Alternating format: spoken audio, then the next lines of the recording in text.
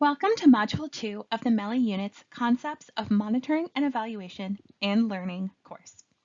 In this module, we will introduce you to key definitions and foundational concepts important to evaluation, including how evaluation differs from performance monitoring, why evaluation is not an audit, and different types of evaluation. Let's get started. What is an evaluation?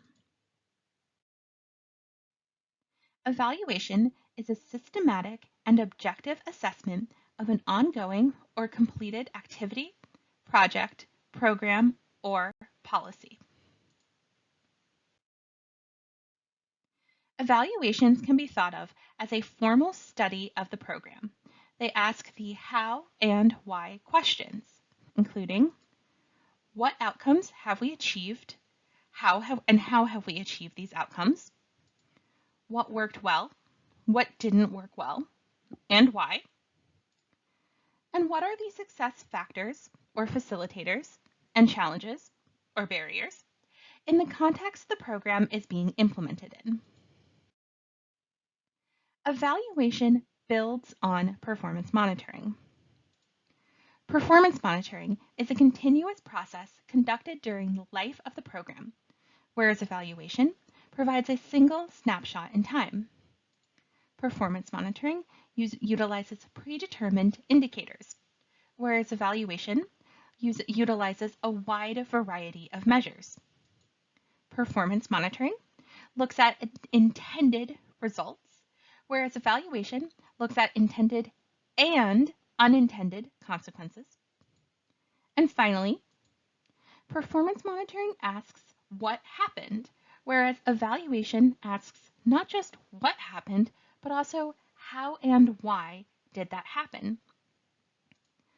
The two do not exist independently.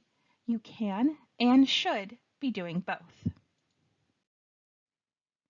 An important distinction to understand is that an evaluation is not the same as an audit. Evaluations are for learning how to improve the program, activity, or process. Audits focus on compliance, waste, fraud, or abuse. Parties subject to an audit have no input on the focus or questions that are asked.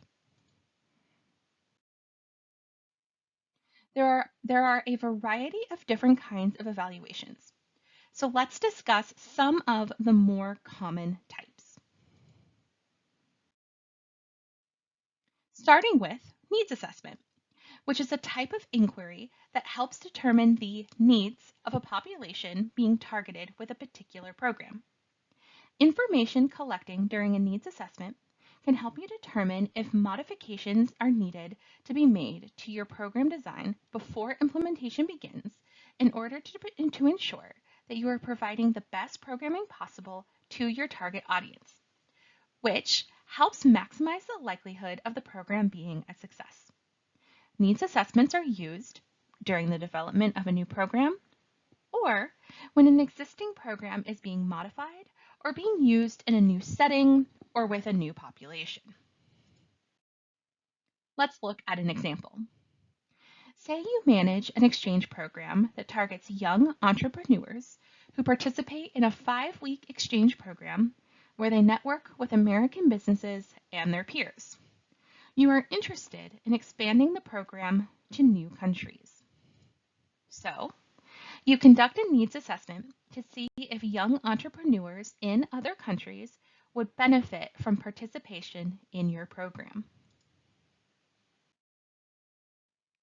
Next up is process evaluation, which is a type of inquiry used to determine how closely a program's implementation follows the design and can help identify strengths and weaknesses or gaps in your program implementation.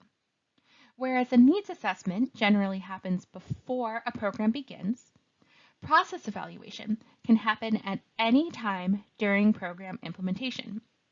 A process evaluation can help you identify the root causes of any implementation challenges you may be experiencing and monitor how the program activities are going.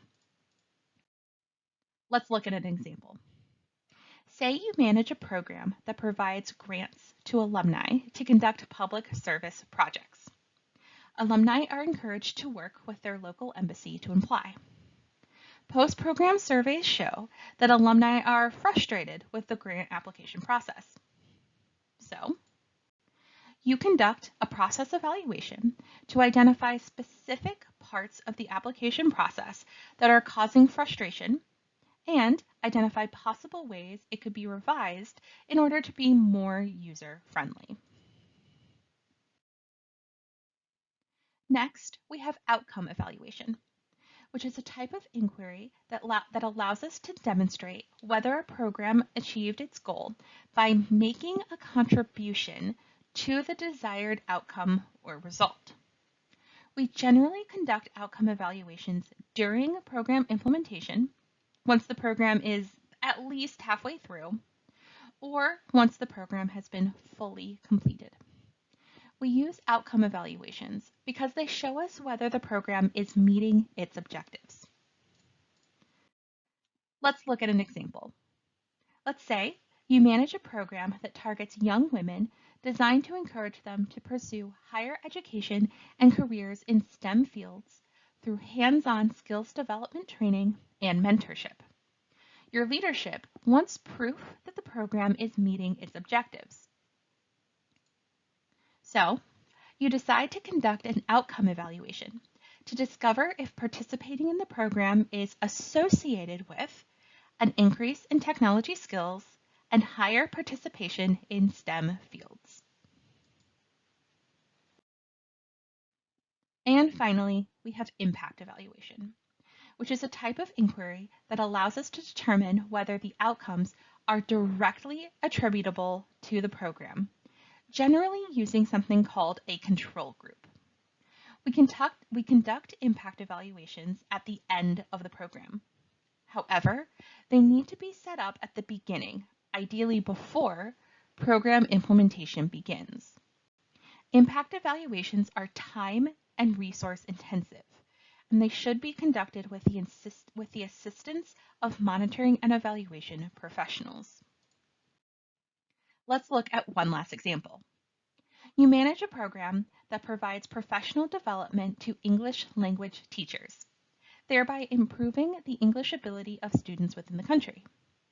Other countries are interested in replicating the program, but want proof that it is achieving its objectives before moving forward.